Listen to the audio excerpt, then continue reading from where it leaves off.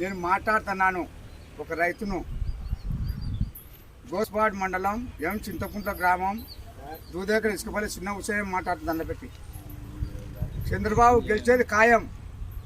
ఆయన గెలుస్తానే సీట్లో కూర్చుంటానే కానాలు చెరుతాము తీయాల, పంటకాలం కూర్చున్నాడ పంటకాలం తీయాల, సీట్లో కూర్చుంటానే తీ లేదమ్మా. ఆ పంటకాలం రైతులను పిల్లంపు, చెరువు కాలం రైతులను పిల్లంపు, అందరు సంతోషమే తీసుకున్నాం. లేదమ్మా పంటకాలం వాళ్ళు విరోధంగా వద్దన్నారు, చెరువు వాళ్ళు వద్దన్నారంటే కనుక ఆ రైతులు కానీ ఈ రైతులు కలుసుకొని ఇద్దరు అందరు సంతోషమే తీసుకున్నాం.